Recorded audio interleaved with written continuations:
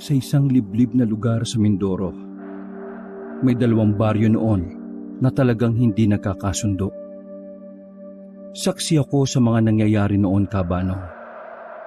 Dati pa lang, nakikita ko na kung paano magkagulo ang dalawang baryo.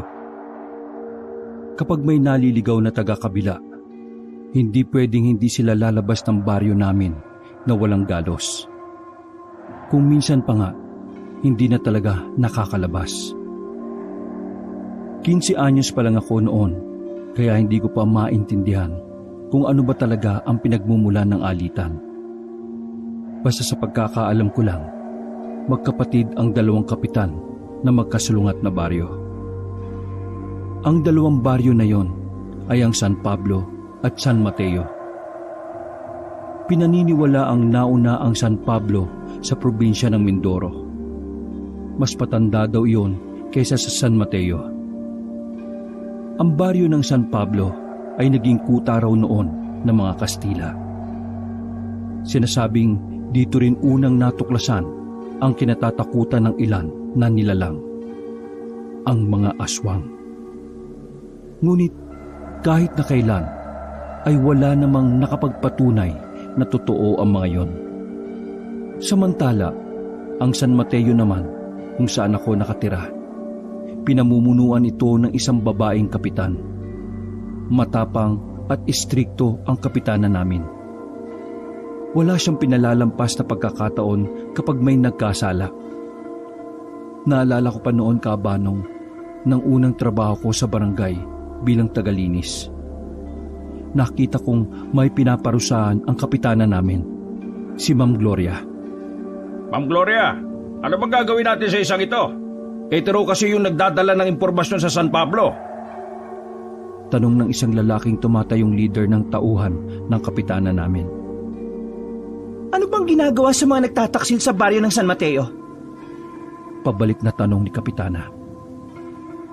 Habang nakatago ako sa likuran ng mga kinakalawang na drum, kitang-kita ng dalawa kong mata kung papaanong tinaga sa liig ang lalaking nakagapos. Nagulat ako sa nangyari. Agad na dumaloy ang kaba sa buong sistema ko. Dahil ako ang nakasaksi sa pagpatay, pakiramdam ko noon ay parte ako ng krimen. Nanginginig ako, Kabanong, sa takot ng mga sandaling yon. Ang aking mga balahibo ay nagtatayuan at pinagpapawisan ako ng malamig. Hindi ako makapaniwala na ganoon kalupit si kapitana sa mga traidor. Pagkatapos kong masaksihan yon, ay nagmamadali akong umuwi sa bahay namin. Saka lang ako naging kalmado nang makita ko na ang aking mga magulang. Nakakagaan ng pakiramdam ang mga ngiti nila. Kahit papano, panandalian kong nakalimutan ang mga nangyari.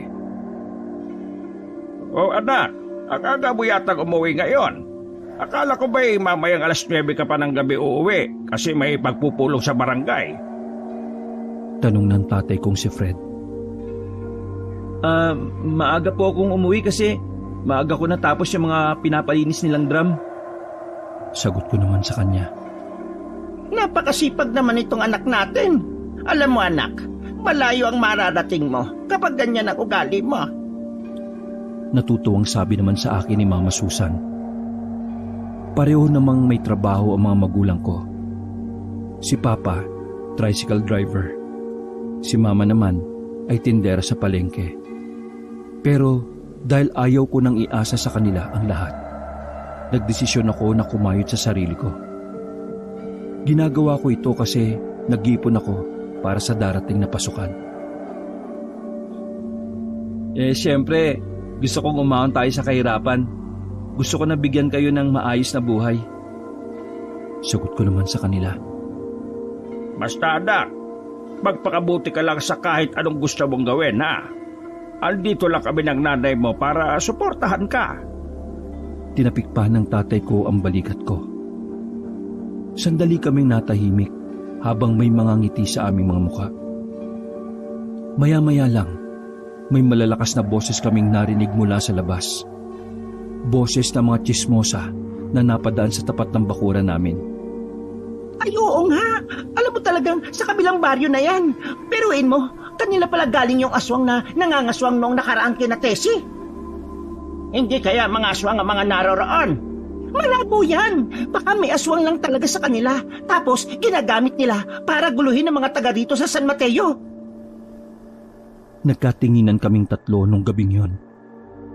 Nung nakaraan pa kasi usap-usapan ang tungkol sa aswang na yon. Hindi lang masyadong pinagtutuunan kasi nakatutok ang lahat sa alitan ng magkabilang baryo. Ma, Pa, totoo ba yung mga sinasabi nun na may aswang daw noong nakaraan kina Ate Tessie? Tanong ko sa mga magulang ko. Totoo yan, anak. Pero ang hirap patunayan. Kasi nga, may ilap ang mga aswang. Sagot ni Papa. Noong wala ka pa, madalas kami nakakakita ng mama mo ng aswang. Yung matatangkad na aso na kulay itim. Aswang ang mga yon. Dagdag pa ni Papa. Tumangon na lang ako. Hindi ko magawang maniwala kaagad kahit na sila na ang nagsabi sa akin. Para kasi sa akin kabanong, masasabi ko lang na totoo ang haka-haka kapag ako mismo ang nakakita. Hindi na namin pinag-usapan pa ang bagay na yon at kumain na lang kami. Maayos namang natapos ang gabi namin kaya nakatulog kami ng maayos. Kinabukasan ng umaga ay maaga akong lumabas ng bahay para bumili ng pandesal. Habang naglalakad ako sa kalye, tumpukan na naman ang mga tao sa bingguhan. Paglapit ko doon, aswang pa rin ang usapan ng mga tsismosa. Tumigil lang sila nang biglang dumating si Kapitana Gloria. Ikulong ng 2 araw itong mga nagpapakalat na may aswang sa baryo natin. Ngayon din!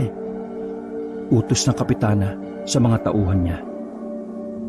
Mangyak-ngyak ang mga tsismosa, ngunit wala na silang nagawa. Kayong lahat, kapag narinig ko pa na may nagpapakalat na may aswang dito, hindi ako magdadalawang isip na ipakulong kayo o ipapatay. Naiintindihan niyo ba akong lahat? Takot na takot ang mga tao na tumangon na lamang. Napagilid na lamang din ako. Tandaan nyo, sinasadya ng mga taga San Pablo na gawan tayo ng kwento para lahat ng tao dito ay matakot at mawala sa pagiging alerto. Walang aswang! Gumagawa lang sila ng paraan para masira tayo. Kayong lahat na magpapasira, ako na ang sisira sa inyo hanggat maaga pa. Baka mahawa pa kayo sa iba. Istriktong sabi ni Kapitana. Dali-dali silang umalis at muling nagronda kasama ang mga dinakip na tsismosa. Noong mga sandaling yon, ay nagmadali akong bumili ng pandesal. Pag-uwi ko ng bahay, ay nakaalis na pala sina Mama at Papa. Wala akong mapagkwentuhan noon, kaya pinuntahan ko na lang si Jepoy, na paggabi, Jopay. Sakto naman na nakatulala siya sa loob ng bakuran nila. Binuto ko siya ng pandesal, kaya napatingin siya kagad sa akin. Anay, shucks ka ha? Halika nga dito. Doon ka mag-throw ng breadings, no? Gagabaan ka sa baga. Sabi ni Jepoy na sinenyasan pa akong lumapit. Hinakbangan ko na lang ang bakod. Anong kailangan? No more utang ng money ha. Wala akong pepay ngayon. Sabi ni Jepoy, sabay higop ng kape. Baliw, hindi naman ako nagpunta dito para mangutang eh. May tatanong lang ako. Sabi ko sa kanya at umupo ko sa gilid niya. Sinasawang ko ng pandesal ang hawak-hawak niyang kape. Oy, ano bang question mo? Jepoy, naniniwala ka ba sa mga chismis na meron daw aswang sa baryo natin? Sabi ko sa kanya. Bigla niyang tinawanan ng sinabi ko. Oo, naniniwala ko, no? Ang pudra ko kagabi, inaswang ang mudra ko. Ayon, baka 9 months later, may baby tiyanak na naman ang family. Bongga, di ba? Dagdag palamunin. Parang nabubuang na tumatawa ang baklang yon. Binatukan ko siya kasi lagi na lang siyang wala sa ayos magsalita. Huy, seryoso ko no? Kaya umayos ka. Sabi ko sa kanya. Inayos niya ang kanyang buhok. Aray ha, makapag-jombag naman wagas. Ano ba pumasok kasi sa brain cells mo at akong tinatanong mo sa ganyang bagay? Pero, by the way, Highway, thank you for the wonderful question. I believe na ang mga aswang ay true lalo. Ayon sa aking lolang godmother na Tegi na. Noong panahon daw nila maraming aswangs. Here dito sa Mindoro ay may many mga monsters. Therefore, I conclude aswangs are true lalo. Kasi Lola knows best. Paliwanag ni Jepoy at pumipilantik pa ang daliri sa hangin. Di totoo nga yung mga aswang. Kung ganun, bakit sinasabi ni Kapitana na hindi raw totoo? Mahinang pagkakasabi ko dahil nababahala akong may makarinig. Alam mo, Kapitana, don't like aswang tapit. Kasi ayaw niya maging wagdo ang mga tao, no? Sabi pa ni Jepoy. Ha? Anong wagdo? Wagdo, meaning duwag. Duwag, wagdo. Bumuntong hininga na lang ako. Lalong sumakit ang ulo ko sa kanya. Parang nagsisisi na ako na kinausap ko pa siya. Oh, saan ka gugora? Tanong niya nang tumayo na rin ako. Uwi na. Wala kang kwentang kausap Sabi ko sa kanya. Ngunit bigla lang niya akong hinawakan sa kamay at may pahabol na salita. Hoy, may nose akong secret ni Kapitana. Tiningnan ko ang mukha niya. Ramdam ko noon na seryoso na siya, kaya umupo na ulit ako. Oh, ano ba yun? Kapag yung kalokohan na naman sasampalin na talaga kita. I do know, but na-sight song ko si Kapitana yesterday once more. Ayusin mo nga kasi yung salita mo, natutulig ako Oo, sige na. Oo na, eto na nga. Imbierna ka naman diyang kagat. Huminga ng malalim si Jepoy para bumuelo. Nakita ko si Kapitana kahapon sa gubat, sa dulo ng baryo natin. Meron siyang pinapasukan doon na parang kuweba. Tapos kapag lalabas siya, uutusan niya ang mga tauhan niya na tabunan ng maraming sanga tsaka mga tuyong dahon yung butas ng kuweba na yon. Sabi ni Jepoy na pinipilit pang gawing lalaki ang kanyang boses. Alam mo ba kung saan yun? Tanong ko naman. Oo, no? Noos ko pa. Pero scared ang beauty ko na pumunta ulit doon kasi alone a cash. Pero if you want to go with me, gora lang. Gusto ko rin manos kung anong sikreto ng etsyuserang Kapitana na yun. Uy, inaan mo nga yung boses mo. Saway ko na lang kay Jepoy. Sinuyod ko na ng tingin ng buong paligid. Mabuti na lamang ay walang ibang tao ng mga sandaling yon. Sigurado ka ba sa sinasabi mo, ha? Baka mamaya mabulilyaso tayo at lumabas na gumagawa lang tayo ng kwento. Nag-aalangan kong sabi.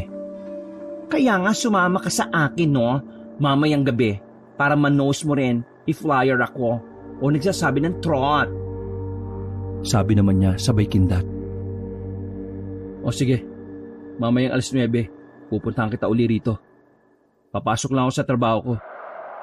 Okay, see you later. O sige na. Umalis na rin ako sa bahay nila Jepoy Kabanong.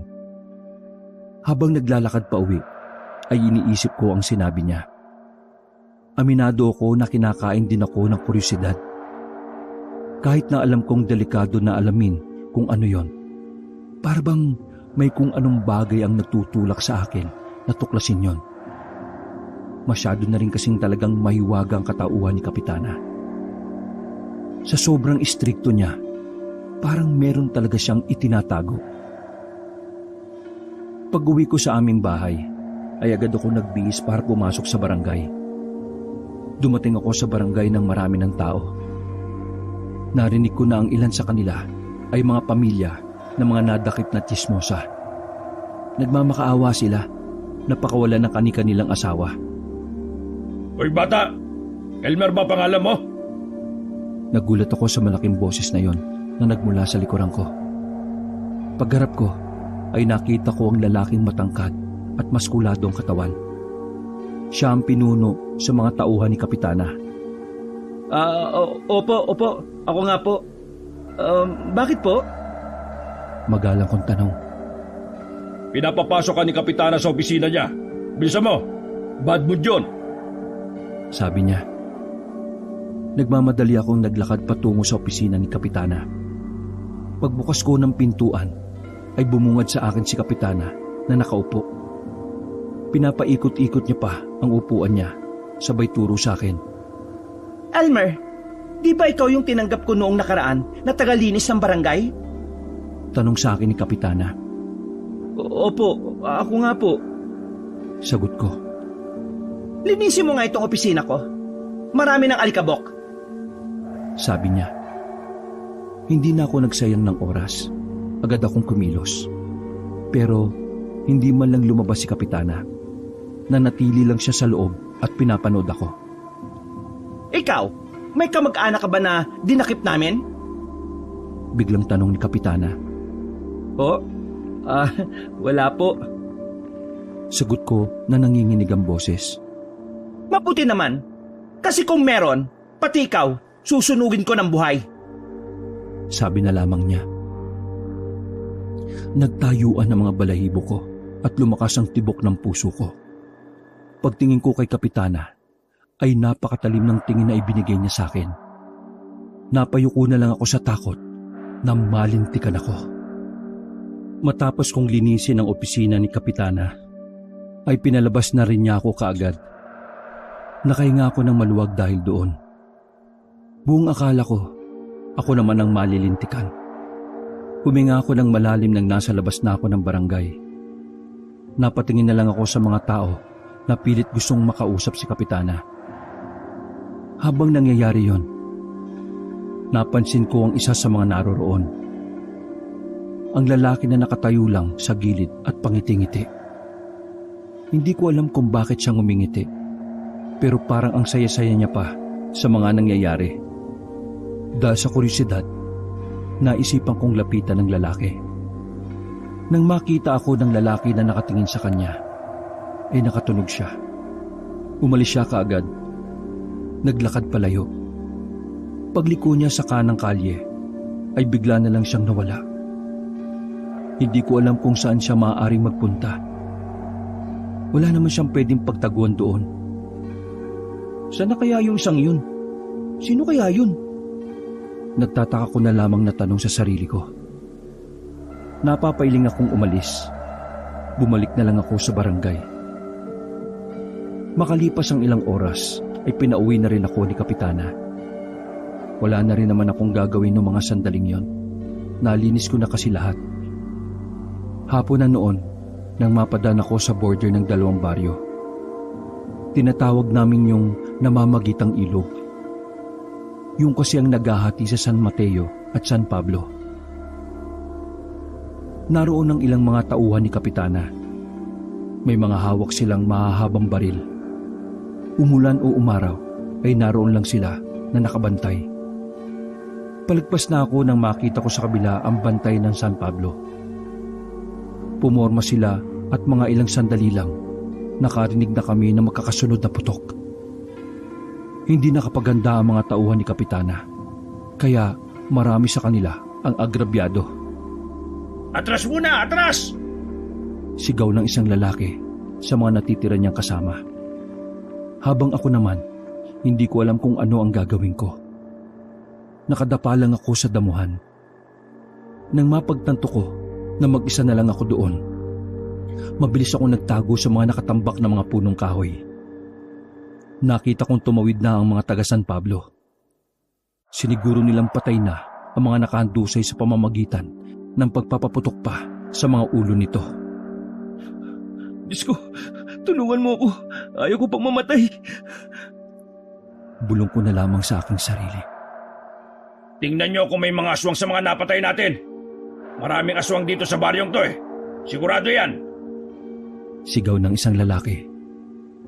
Umalis din naman sila kaagad nang matiyak na patay na ang lahat. Habol ko ang hininga ko nang makita kong pabalik na sila sa San Pablo. Tumakbo ko paalis. Pupuntahan ko sana si Jepoy noon nang biglang may humablot sa akin na lalaki. Nanlaki ang mata ko nang mapagtanto na yun ang lalaking nakita ko sa barangay. Hinawakan niya ako sa kwelyo at pwersang idinikit sa isang puno. Dinala niya ako sa medyo liblib kung saan wala na makakakita sa amin. Sino ka? Nautal kong tanong. Binitiwan ako ng lalaki at saka nagsalita. Hindi na mahalaga kung sino ko. Ang mahalaga, mamamatay ka kapag nakialam ka sa mga nangyayari. Sabi niya sa akin. Ramdam ko ang pagiging maangas sa boses niya. Sino ka nga ba? Anong makikialam? Hindi nga kita kilala eh. Nakita mo ako kanina. Alam mong hindi pangkaraniwan kung paano ko tingnan ng mga taong nagmamakaawa.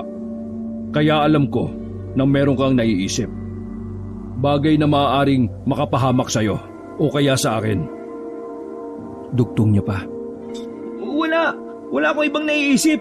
Bukod sa baka masama kang tao, mandurukot o kaya magdanakaw. Yun lang. Sabi ko sa kanya. Nagbabalak na akong tumakbo paalis noon. Pero mga ilang sandali lang, nagulat na lang ako nang makitang unti-unting nagbago ang mukha niya. Umitim ang lahat ng kanyang mata at tumaba ang dila. Ngayon, alam mo na, kapag nagsalita ka, mamamatay ka. Kinilabutan ako noong mga sandaling yon, Kabanong. Teka, aswang ka ba? Tanong ko sa kanya. Matalino ka naman pala eh. At dahil matalino ka, pwede palang ikaw na lang ang gamitin ko para makuha ang susi kay Gloria. Tutal, nasa barangay ka lang naman din palagi. Napatras ako sa sinabi niya at dumampot ako ng bato. Anong susi pinagsasabi mo? Papatuhin ko yung mukha mo eh. Nasa aktong lalapitan niya ako, kaya binato ko siya kaagad. Nagulat ako nang wala man lang yung talab sa lalaki. Sinakal niya ako at idinikit sa puno. Kapag hindi mo ginawa ang gusto ko, papatayin ko ang buong pamilya mo. Lahat ng taong malalapit sa'yo. Pagbabanta niya, binitiwan niya ako at ngumiti ng nakakaloko. Naglakad siya palayo. Naiwan ako mag-isa, ngunit hindi pa rin ako makagalaw. Sakalang nagrehistro sa sistema ko ang takot. Makailang beses kong nilunok ang sarili kong laway dahil sa takot. Nanginginig ang kamay ko, pero sinubukan ko na lang na ikalma ang sarili ko. Nang makabuelo na ako, ay tumakbo na rin ako pabalik sa barangay. Naabutan kong galit na galit si Kapitana doon. Nalaman na niya na nalagasan na naman sila ng mga tauhan. Lalapit pa sana ako pero bigla akong hinarang ng isang bantay. Bawal ka muna rito. May mahalagang pag-uusapan si Kapitana at ang mga kasamaan ko. Hindi na ako nagpumilit pa. Kaya ang ginawa ko na lang, umuwi ako sa bahay namin. Pagdating ko, ay naroon na si Mama. Saktong nagluluto na si Mama ng kakainin namin. Oh, tapos ka na ba sa trabaho mo? Tanong ni Mama sa akin habang abala sa kusina. Po? Opo. Tanging sagot ko na lang. Biglang dumating si Papa. Nagmamadali niyang pinarada ang tricycle sa gilid at pumasok ng bakuran namin. Iandaan yung mga gamit natin na isasama sa pag-alis. Sakaling masakop tayo ng mga taga San Pablo, aalis tayo kagad dito. Bungad ni Papa na ikinataranta naman ni Mama. Bakit? Nanggulo na naman ba ang kabila? Nag-aalalang tanong naman ni Mama. Pinatay na naman nila yung mga bantay sa namamagitang ilog. Pakiramdam ko, sa susunod na araw makakapasok na sila dito. Sabi ni Papa. Grabe naman. Sino bang kapitan dyan? Tanong ni Mama. Sino pa? Di yung kuya ni Kapitana Gloria, si Dencio. Noong mga sandaling yon, nawalan ako ng lakas ng loob na ikwento ang naranasan ko. Alam kong maniniwala sila sakaling sabihin ko sa kanila ang tungkol sa aswang. Kaso, baka mas lalo lang silang mabahala. Isa pa sa kinababahala ko ay ang sinabi ng lalaking aswang. Ano ba namang susi yun, no? Ano at paano ko kukunin yung susi na yun? Sabi ko na lang sa sarili. Ano yun, Elmer? May sinasabi ka ba? Tanong sa akin ni Papa. Po? Wala po. Wala. Sabi ko na lang. Buti na lang, hindi narinig nila Papa at Mama ang sinabi ko. Kumain na lang kami nung mga sandaling yon. Pagkatapos ay inimpake na rin namin ang mga gamit na dadalhin sakaling kami ay lumikas. Nang makakuha ko ng tiyempo, ay lumabas ako sa bahay. Dakong 9:00 na nang naglakad ako patungo sa bahay nila Jepoy. Naalala ko na may usapan nga pala kaming dalawa. Malayo pa lang ay natatanong ko na si Jepoy sa tapat ng bakuran nila. Dali-dali akong naglakad papalapit doon. Shucks ka! Bakit now ka lang dumating sa buhay ko? How many years na ako dito? Diyos ko, Lord! Inis niyang sabi sa akin. Pasensya ka na ha. May nangyari lang kasi kanina sa namamagitang ilog. Tapos, ay, naus ko yan. Kalat na kalat na parang virus. May nangyari pa. Nakaharap ko yung isang aswang. Pagsabi kong yon, namulagat ang kanyang mga mata. Sure lalo ka dyan? Aswang talaga? Oo, Jepoy. Totoo sila. At yung aswang na nakaharap ko, may pinapakuha siya sa akin na susi. Kapag hindi ko nagawa ang sinasabi niya, papatayin niya ang mga taong malapit sa akin. Ay, bongga? Kasama Akesh? Oo, Jepoy. Ay, precious gems din ako sa puso niya. Sabi pa niya at nabatuhan ko na naman siya. Huy, para kang tanga. Tulungan mo na lang ako mag-isip kung saan makukuha yung susi. Ang sabi, kay Kapitana daw. Paano ko naman gagawin yun? Sabi ko pa sa kanya. Alam mo, gumora na kaya as sa secret ng Lola Gloria na yan? Pag-aaya ni Jepoy. Sigurado na alam mo, ha? Sure lalo, Akesh. Sa kalagitnaan ng gabi ay naglakad kami patungo sa sinasabi ni Jepoy. Halos 15 minutos din ang nilakad namin. Medyo nababahala ko kasi ang dilim-dilim sa gitna ng kagubatan. Parang anumang oras ay bigla na lang may hahablot sa amin. Ayan, malapit na as. Pabulong na wika ni Jepoy habang maigpit na nakahawak sa braso ko. Mga ilang sandali lang ay natanaw na rin namin ang sinasabing kuweba ni Jepoy.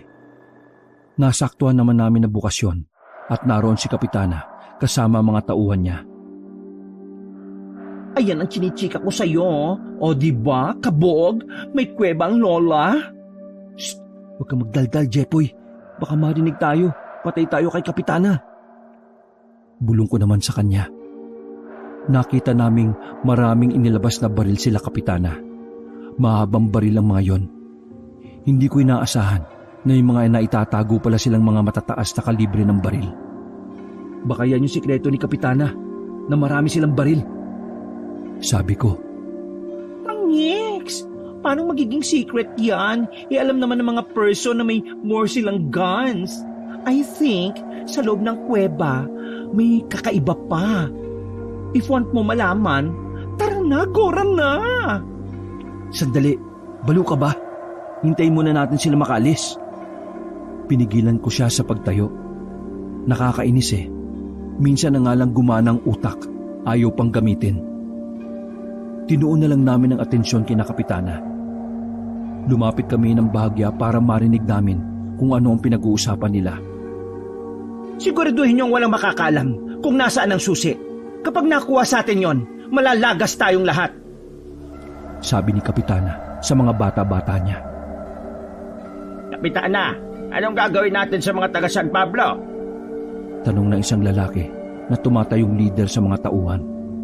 Tonyo ang pangalan. Hintayin natin silang bumalik sa namamagitang ilog. Patayin silang lahat gamit itong mga mahahabang baril. Kapag naubos nyo sila, pasukin nyo na yung baryo nila. Wala tayong patatawarin. Patayin nyo lahat ang makikita ninyo. Walang ititira hanggang sa mapagharian na natin yung San Pablo. Nang sa ganon, maging parte na rin yan ng San Mateo. Saad naman ni Kapitana. Narinig niyo ba yung sinabi ni Kapitana? Gaganti tayo ngayong gabi!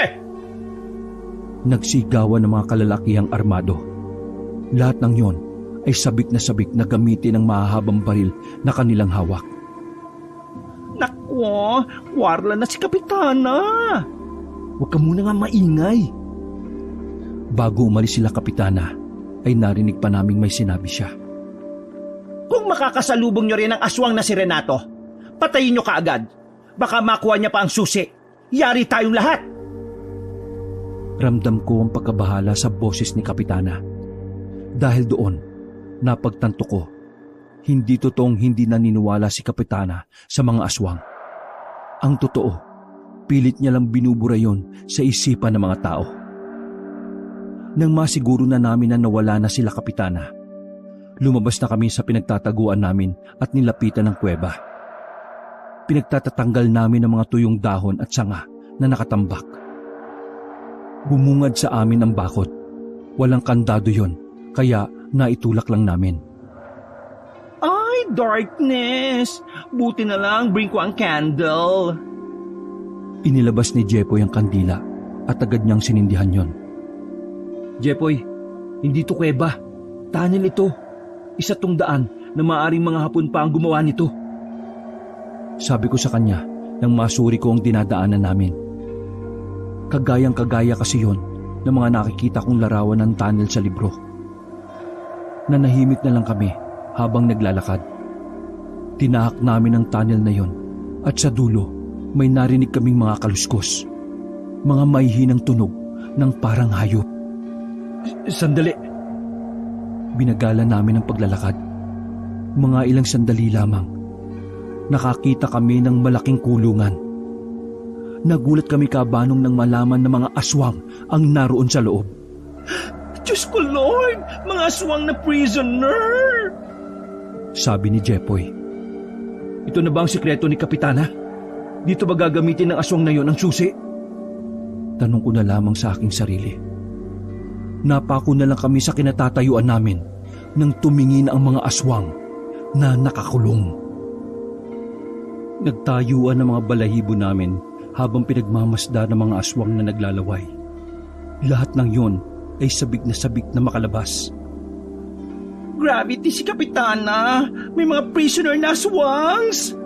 Jepoy, hindi dapat makuha ng aswang na yun ang susi. Papakawalan niya ang mga ito. Mayayari tayong lahat. Sabi ko sa kanya. Oh, anong gagawin, Kesh? Wala naman ang susi sa Kesh. At saka, wala ka ba brain? Papatayin niya ang family and friends mo. Sagot naman ni Jepoy. Napaisip ako sa sinabi niya. Mas lalo akong naging tensyonado. Kailangan na nating umalis dito, Jepoy.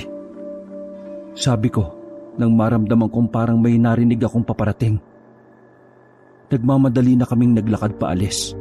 Pero bago kami makalabas, natunugan ko ang mga yabag ng paa na paparating. Mabilis kong hinila sa gilid si Jepoy. Nagtago kami sa nakatambak na kahoy.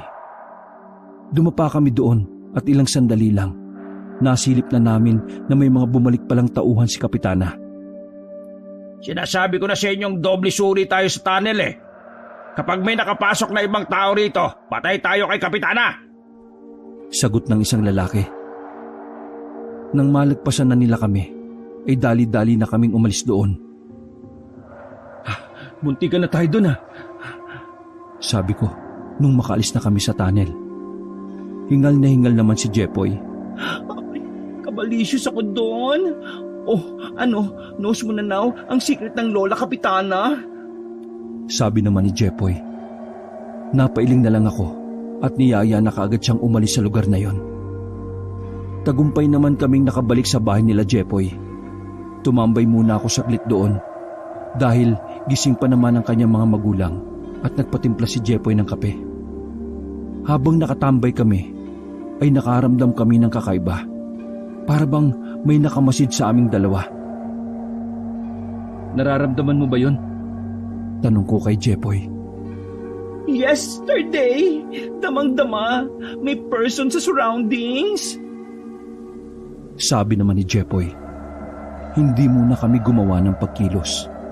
Pinagmasdan namin ng maigi ang paligid. Mga ilang sandali lang Nagulat kaming dalawa nang may lumitaw na isang lalaki sa gilid ng bahay nila. Sa gulat ko, Kabanong, nabitiwan ko ang hawak kong tasa. Natapunan ko pa sa paa si Jepoy. Napatili siya dahil doon. Pero natamemid din kagad si Jepoy na magsalita na rin ang lalaki. Anong balita? Nasa na susi? Seryosong tanong niya sa akin. Nakuha agad ni Jepoy ang ibig sabihin ng lalaki. Kaya sa mga pagkakataon na yun ay namumutla na ang kanyang muka dahil sa takot. Samantala, hindi ko naman alam ang sasabihin ko noon. Parang nagkaroon ng bara sa lalamunan ko. Tinatanong kita, nasa na susi? Pag-uulit ng lalaki. Saka lang ako natauhan at nagkaroon ng lakas ng loob na magsalita. Wag mo ako saktan! Ano, ginagawa ko pa ng paraan. Masyado pang mahirap makalapit kay Kapitana eh. Hindi pa ako makatsyempo. Ibibigay ko sa'yo kapag nakuha ko. Kaya pakiusap, wag mo ako saktan! Sabi ko sa lalaki. Sa pagkabahalang baka kung anong gawin niya sa akin, ay napalood na lang ako sa harapan niya. Bumuga ng malakas na hangin ng lalaki sa pagkadismaya. Bukas ng gabi, alas 7 sa Batis. Kapag wala pa, magpaalam ka na sa mundong ito. Sabi niya, saka naglakad na rin paalis. Makalipas ang 1 minuto, natatarantang tumakbo si Jepoy palapit sa akin. Elmer, true lalo ba na ang person na yun ang aswang? Tanong ng bakla at inuga-uga pa ang magkabila kong balikat. Hindi na ako nakasagot. Nag-aalala ako para sa pamilya ko. Hindi ko alam kung paano ko makukuha ang sinasabi niyang susi. Una sa lahat, hindi ko naman alam kung saan yung tinatago ni Kapitana. Pangalawa, malabong makalapit ako sa dami palagi ng nakabantay sa kanya. Mababaliw na ako kakaisip, Kabanong. Iniwan ko na muna si Jepoy sa kanila at binalikan ko sina Mama at Papa. Pagpasok ko ng bahay ay mahimbing na silang natutulog. Lalo kong naawa sa kanila. Nang dahil sa akin, mapapahamak sila. Natulog na lang din muna ako. Pinagpahinga ko muna ang utak ko. Paggising ko kinabukasan, naramdaman kong wala na sila Mama at Papa sa higaan. Tinanghali na ako ng gising. Pagtingin ko sa orasan, alas 10 na pala ng umaga. Late na ako sa trabaho ko. Dali-dali ako nagbihis at tumakbo sa labas. Pagdating ko ng barangay, nagtitipo na doon ng mga kalalakihan ng bawat pamilya. Nakita ko rin na naroon si Papa, kaya nilapitan ko siya. Pa, anong meron dito? Tanong ko. Gising ka na pala. Akala ko bukas ka pa magigising eh. Tinitipon ni Kapitana ang lahat ng lalaki sa pamilya. Hinahanda tayo para sa posibilidad na paglusob na naman ng mga taga San Pablo. Masyado nang mainit si Dencio. Sasakupin na talaga niya tayo. Sabi ni Papa. Pa, akala ko ba lilikas tayo? Tanong ko. Hindi pwede, anak. Papatayin tayo ni Kapitana. Kaya nga, nandito lahat ng lalaki kasi dapat lumaban tayo. Sabi pa ni Papa. Pa, hindi pwede. Paano si Mama? Bahala na. Huminga na lang ng malalim si Papa. Kita ko sa mukha niya ang takot. Maya-maya pa ay dumating na rin si Kapitana. Pumesto ang Kapitana namin sa gitna ng maliit na entablado. Makinig kayong lahat. Ang baryo ng San Mateo ay nasa bingit ng kamatayan. Tayong lahat ay nasa panganib. Mayaman man o mahirap, matanda, bata, lalaki o babae, kahit sino sa atin ay maaaring mamatay kung wala tayong gagawin. Kaya tinipon ko kayong lahat para hikayating labanan ng pananakop ni Dencio. Lalabanan natin ang San Pablo. Patay kung patay. Sabi ng Kapitana. Ngunit bulong-bulungan lamang ang naging tugon ng mga tao. Habang abala pa sila sa pagpupulong, sumalisi ako. Pasimple akong umikot sa likuran ng barangay. Nang matanaw ko na ang pintuan ng opisina ni Kapitana, ay agad akong lumapit. Pagpiit ko ng doorknob, laking tuwa ko nang malaman na hindi yun nakakandado.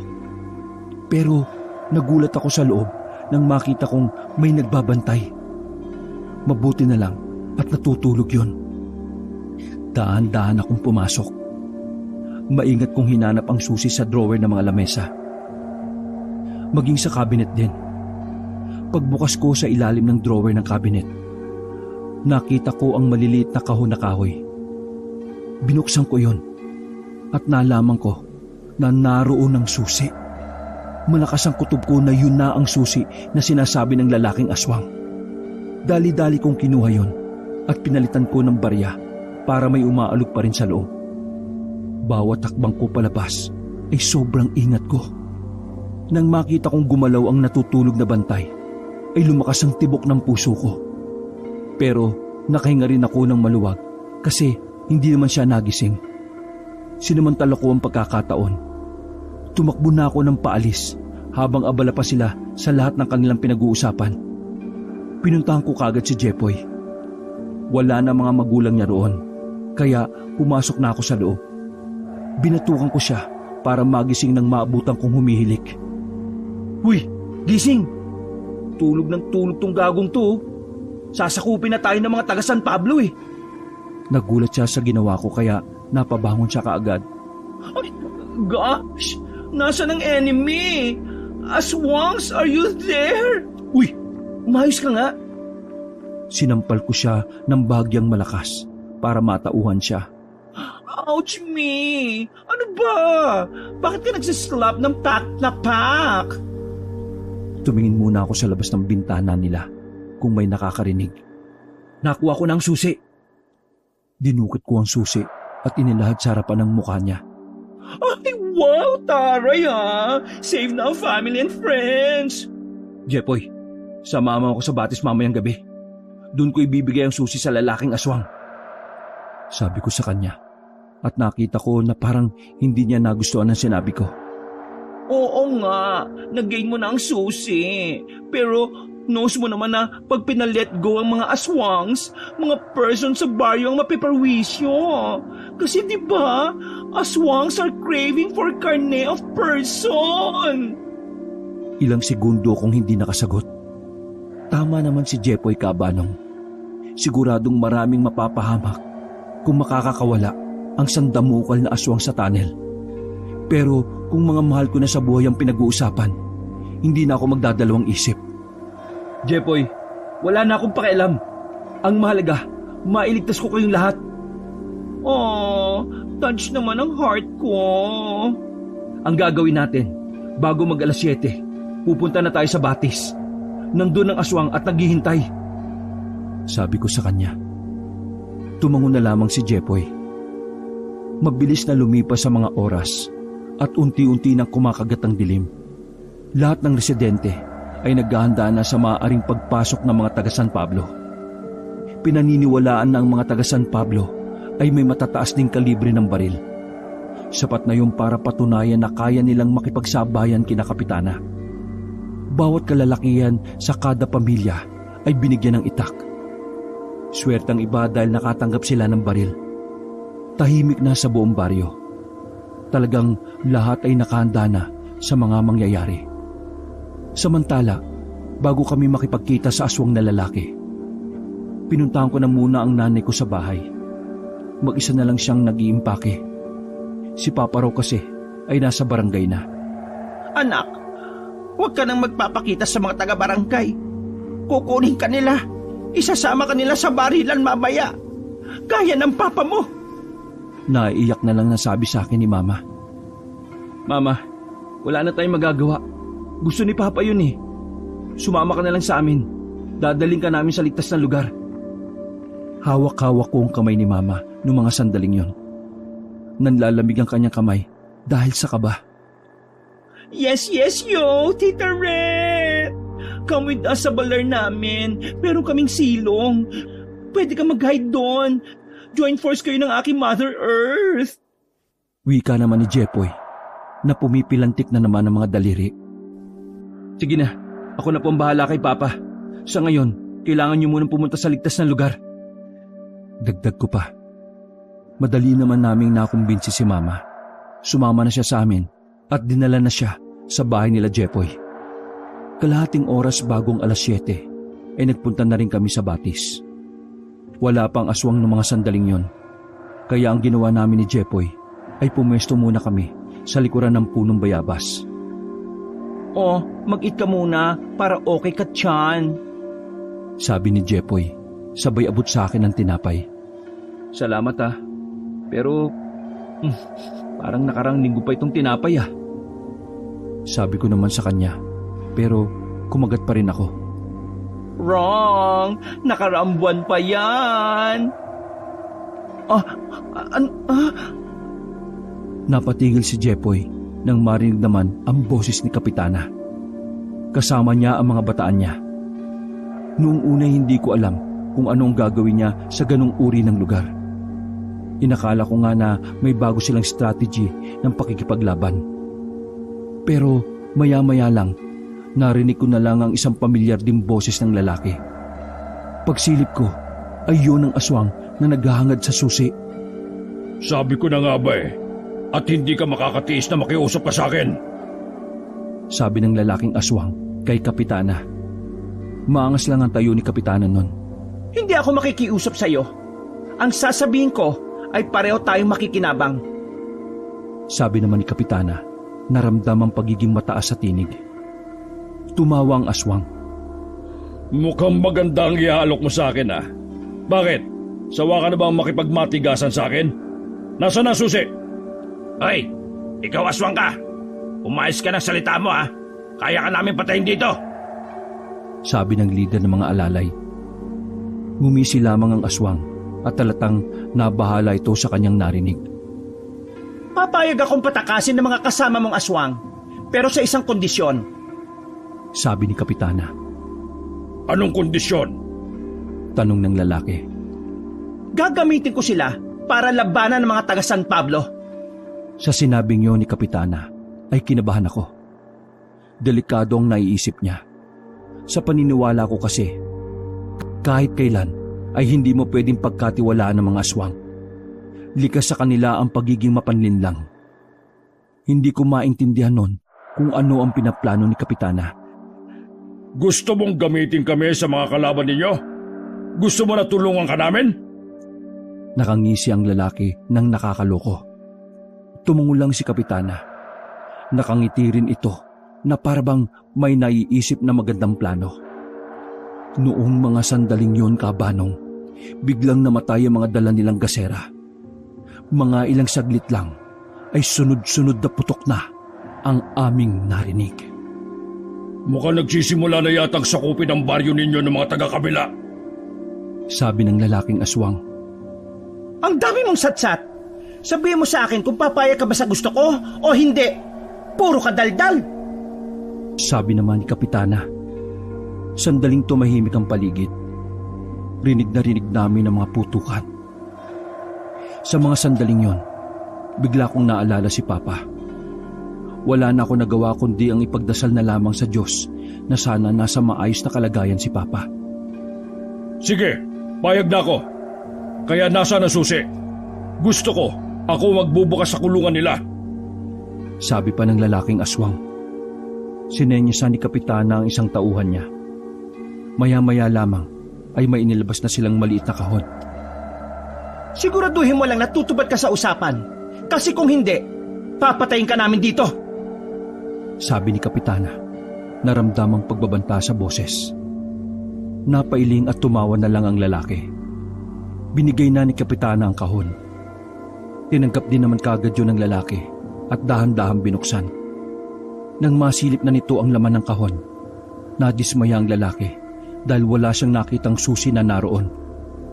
Dahil nga, nakuha ko na ang susi, Kabanong. Nasaan ang susi? Wala dito! Galit na sabi ng lalaki. Maging si Kapitana ay nagtataka rin. Tumingin siya sa mga tauhan niya, pero wala ding alam ang mga yon na nakuha ko na pala. Ha? Anong wala? Sinilip ni Kapitana ang kahon at maging siya ay nagulat din.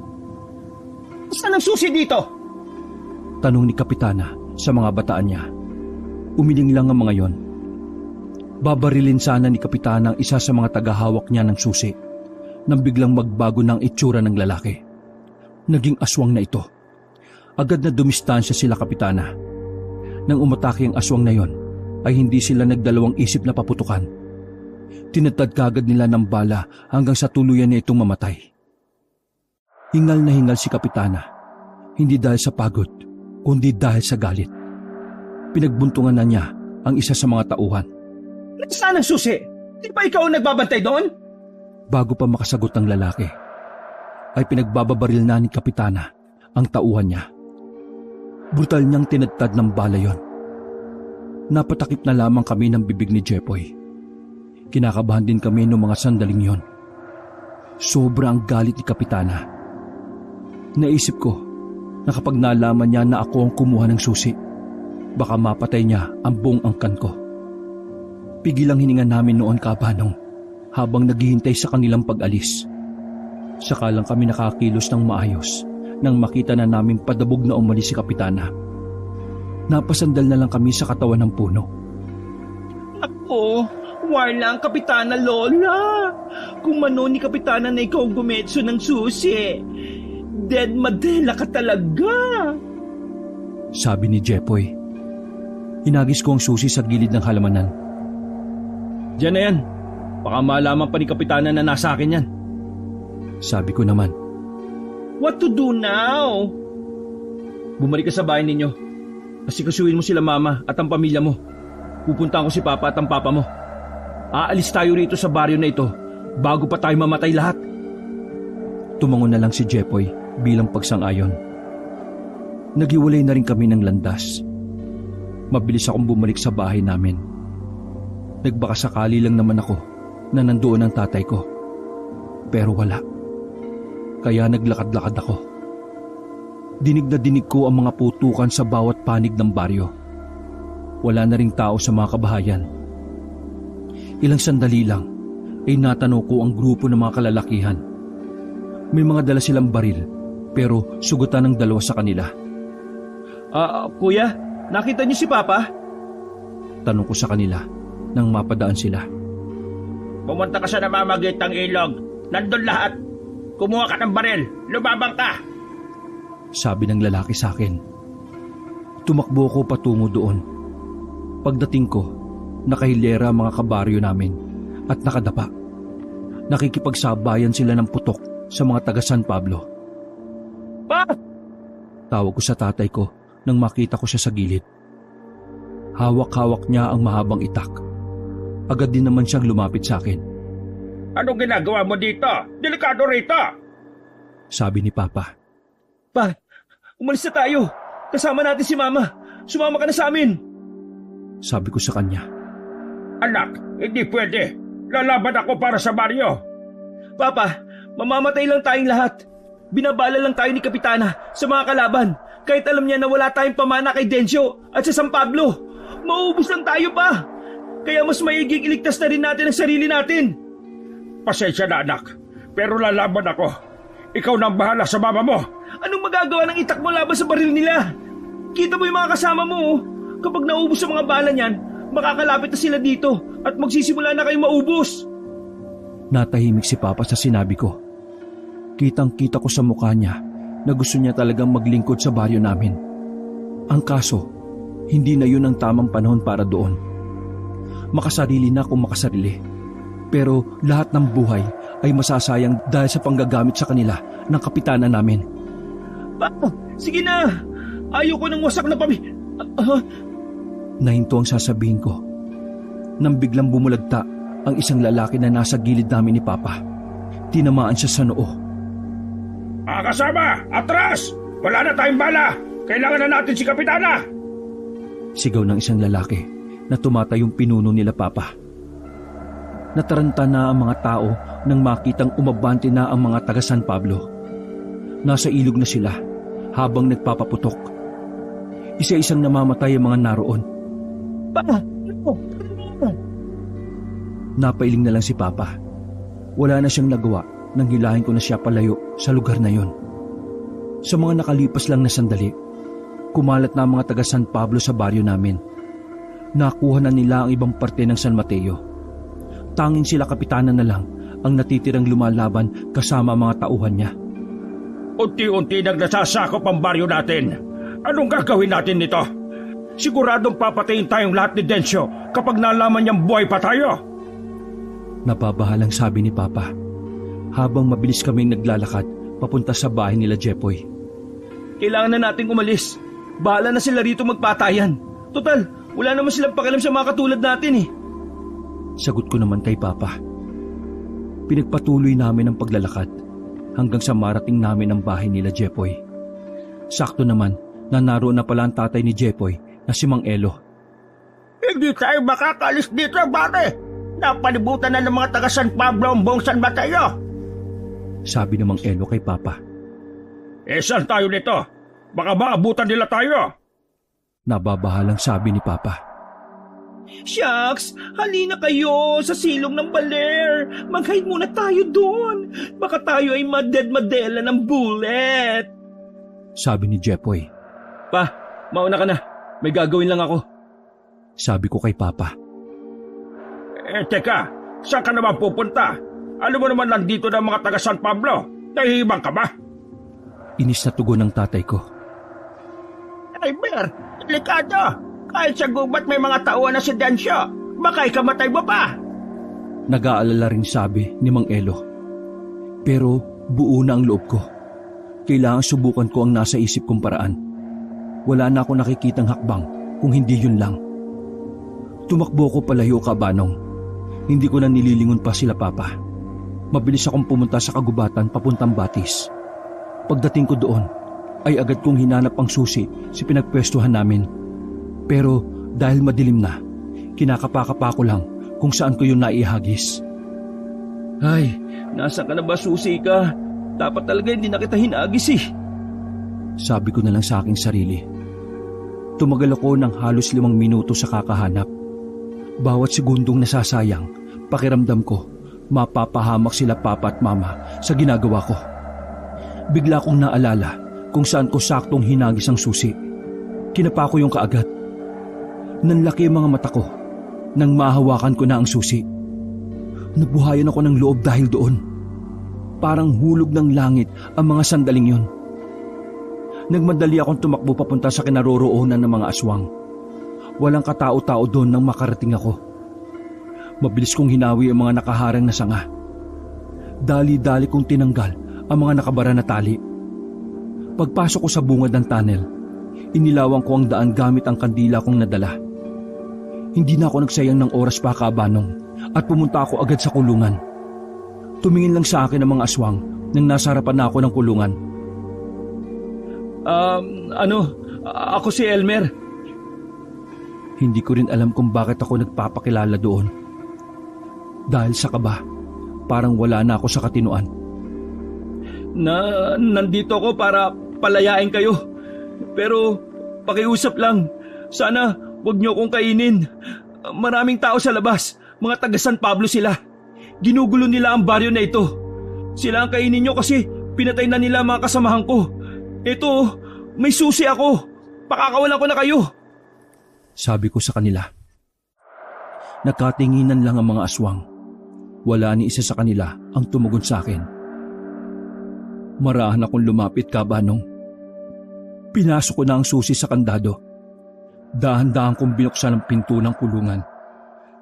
Nakatingin sila habang isa-isang lumalabas. Napaatras na lang ako at napadikit sa pader. Huwag niyo akong saktan ha. Ako nagpalaya sa inyo. Sabi ko na lang. Pero ang totoo, nanginginig na ang tuhod ko sa sobrang takot. Nang makalabas na silang lahat sa kulungan, dali-dali silang lumabas ng tunnel na yon. Naiwan ako mag-isa at sandaling napatulala. Hindi ko inakala na kakayanin kong humarap sa sandamukal ng mga aswang na yon. Umalis na rin ako ng tunnel na yung kabanong. Mas umingay na sa buong baryo. Umalingaw-ngaw pa rin ang mga putok. Walang humpay ang putukan. Habang tumatakbo ako sa kagubatan, nakita ko ang grupo ng mga taga San Pablo na naglalakad. Nagtago kaagad ako. Natakot ako sa mga hawak nilang baril na mas mahahaba pa sa baril nila Kapitana.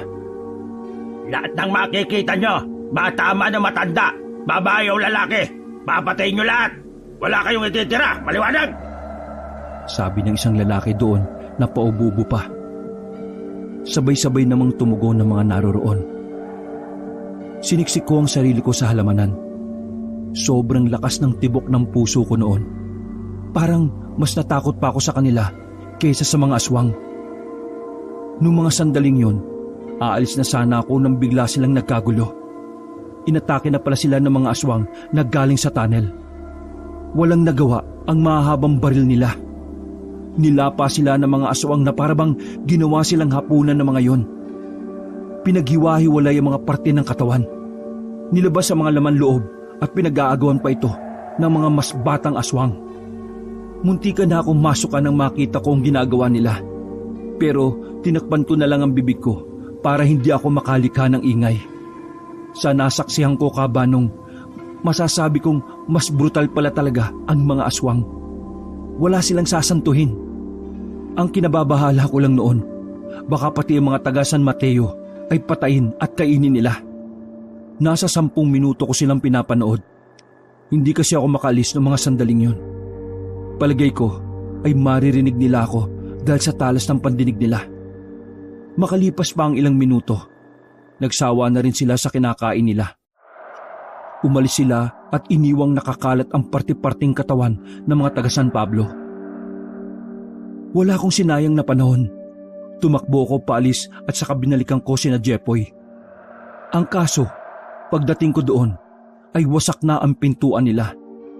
Pagtingin ko naman sa silong, ay wala na sila roon. May mga bakas ng dugo rin sa sahig.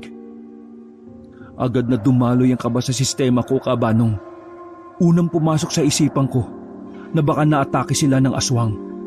O kaya naman ay nadukot sila.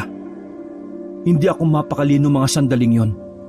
Palakad-lakad lang ako sa kinatatayuan ko. Hanggang sa nakita ko na lang na may mga aswang na sa labas ng bahay. Lahat sila ay nakatingin lang sa akin. Napayak na lang ako nang maisip na baka yun na talaga ang katapusan ko. Nanginginig ang kamay ko at tuhod sa sobrang takot. Hindi ko alam ang gagawin ko. Sa mga sandaling yung kabanong ay parang nasisilip ko na ang hukay ko. Unti-unti na akong nawawalan ng pag-asa. Kahit medyo madilim, kitang-kita ko ang kumikislap na laway nila dahil sa kaunting liwanag ng buwan. Tumutulo ang laway nila na parang mga asong gutom na gutom. Nasa aktong papasok na sila sa bahay nang makarinig ako ng magkakasunod na putok. Mabilis na bumulagta ang mga aswang. May mga kalalakihan na lumapit at tinawag ako. Pagtingin ko sa labas ay nakita ko si Kapitana. Para akong nabunutan ng tinik dahil sa nangyari. Buong akala ko ay magiging pulutan na ako ng mga aswang na ako rin naman ang nagpatakas. Sumama ka sa amin. May nagpatakas ng mga aswang. Pabor sa atin pero hindi pa rin tayo ligtas sa panganib na dala nila. Sabi ni Kapitana Gloria. Wala siyang kaalam-alam na ang nagpatakas sa mga aswang ay ako. Pagtayo ko ay hinagis na sa akin ng isa sa tauhan niya ang mahabang baril. Kailangan mong gumamit niyan. Yun ay kung gusto mo lang na mabuhay. Dagdag pa ni Kapitana. Hindi ako marunong humawak ng baril, pero wala akong magagawa kundi dalhin yon. Iniisip ko na lang na kailangan kong mabuhay para mahanap at makita kong muli sina Mama at Papa. Sumabay ako sa paglalakad kasama sila Kapitana. Kahit na papaano ay lumakas ang loob ko. Dumaan kami sa liblib na daan na sa pagkakarinig ko, sila Kapitana lang ang nakakaalam nun. May bahay doon na tinigilan namin. Parte pa rin yun ng Baryo San Mateo, pero medyo malayo na sa pinangyayarihan ng gulo. Dito muna tayo. Hahayaan mo na nating labanan nila Densyo at mga kasama niya ang mga aswang. Sila ang makakalagasan. Sabi ni Kapitana. Gusto ko sanang sabihin na hahanapin ko na ang mga magulang ko. Kaso natatakot naman ako na baka bigla na lang akong bumulagta. Nanahimik na lang ako sa tabi. May nagpakulo ng tubig para sa mga gustong magkape. Nasa bakuran lang ang karamihan sa amin. Habang si Kapitana naman ay nasa loob. Wala pang kalahating oras na naroon kami, Kaabanong, Nararamdaman namin na parang may umaali-aligid na sa paligid namin. Nagtayuan ang mga kasamahan namin. Nang lumakas sa mga kaluskos, ay naalarma na kami. Ilang sandali lang, may mga aswang nang naglabasan sa likuran at itaas ng puno.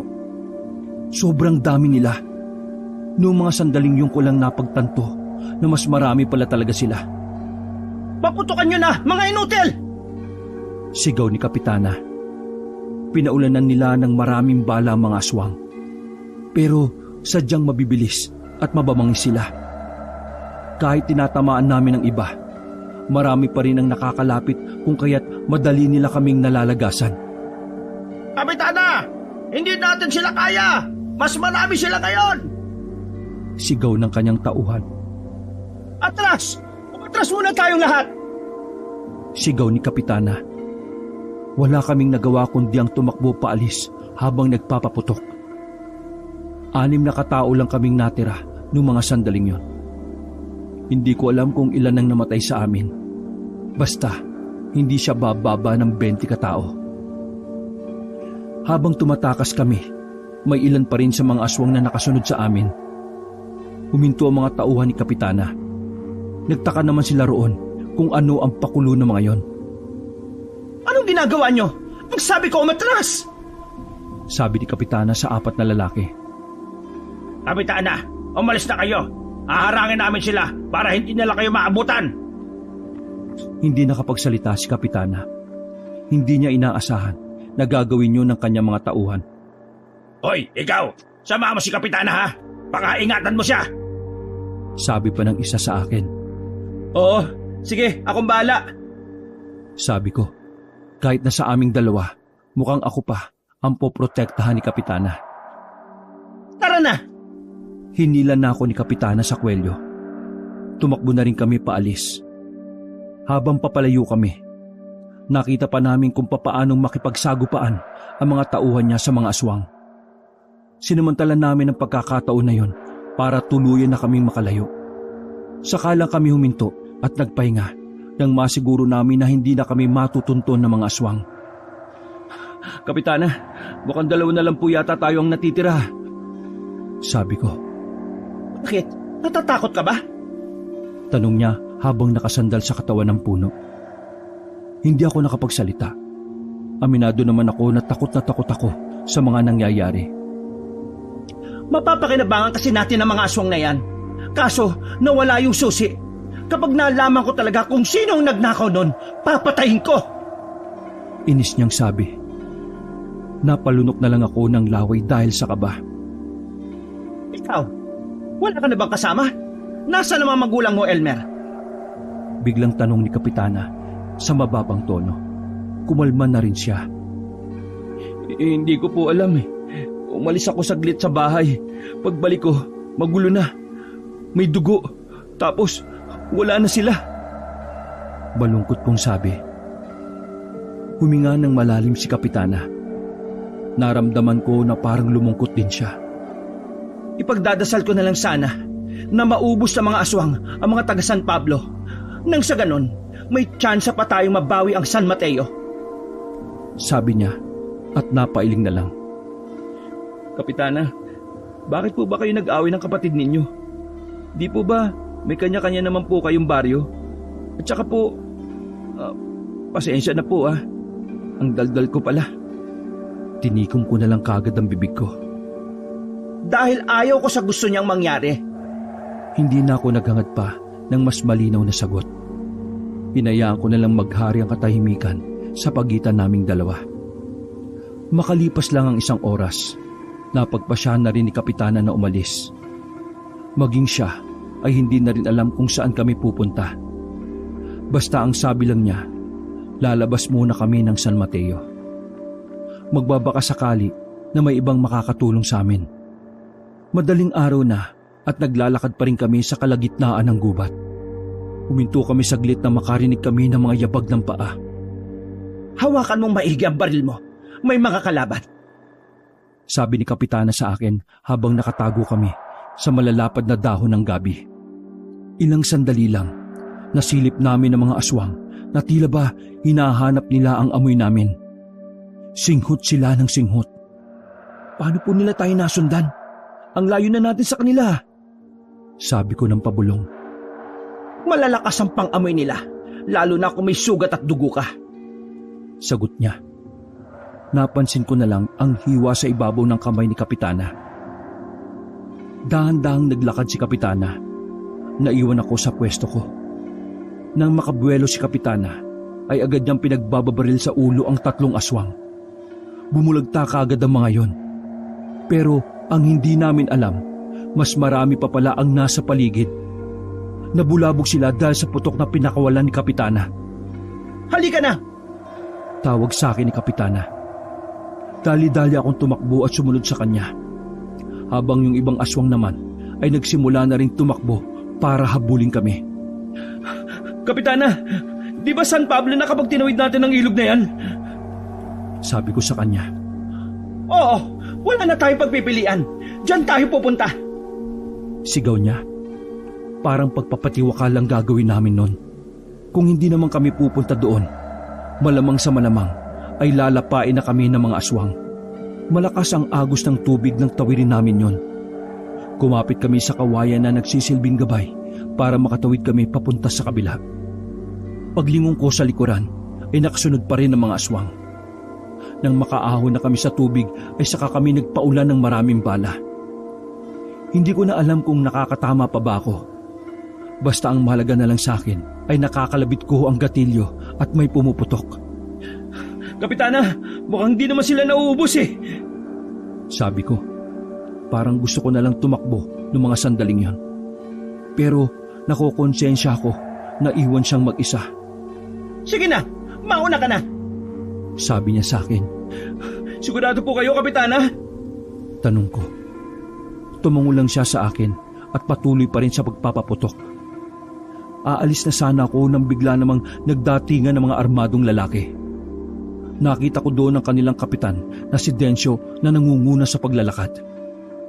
Pinaputokan nila ang mga aswang. Hindi ko maintindihan kung bakit nila tinutulungan si Kapitana. Dapat nga siya ang unang babarilin nila Dencio. Sa dami ng pinakawalang bala ng mga tauhan ni Dencio ay napaatras sa mga aswang.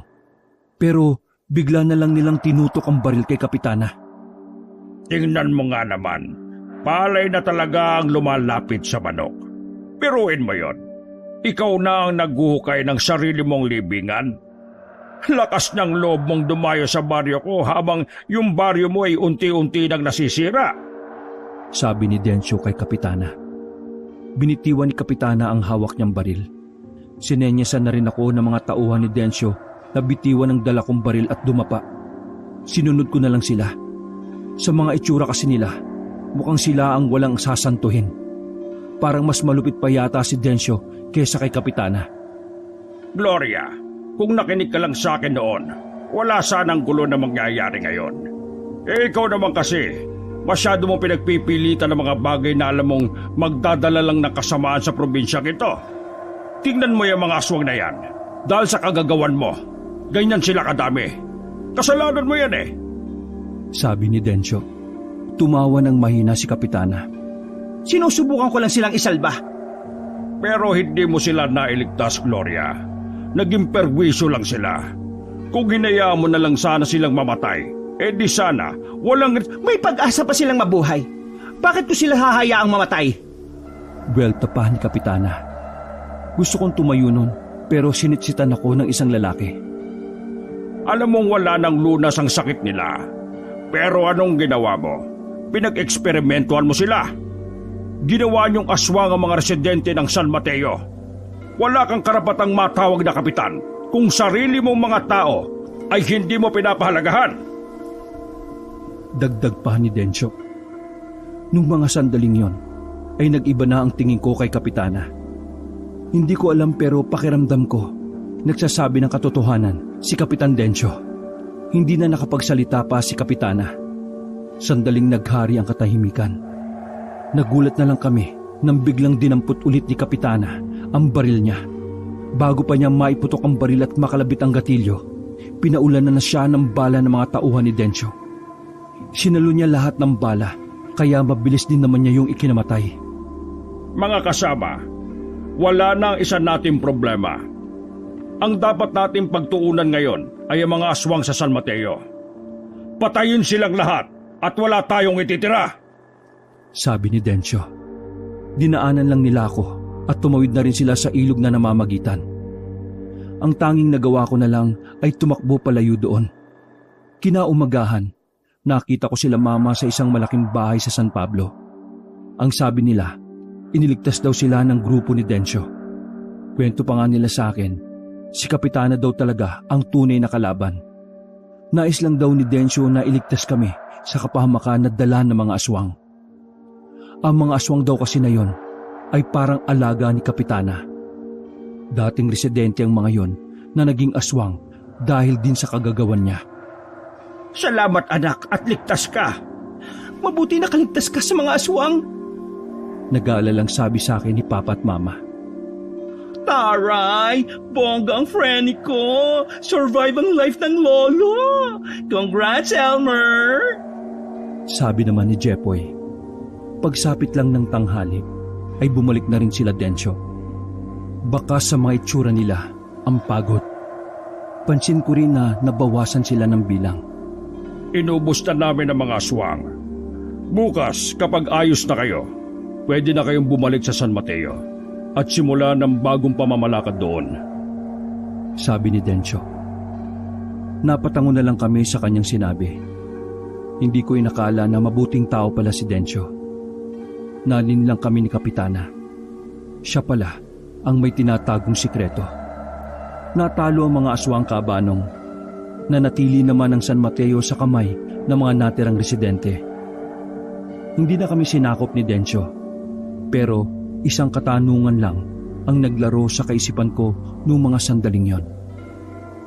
Nasaan kaya ang mga bangkay ng mga aswang? Bakit hindi sinabi sa amin ni Dencio kung nasa saan yon? Wakas,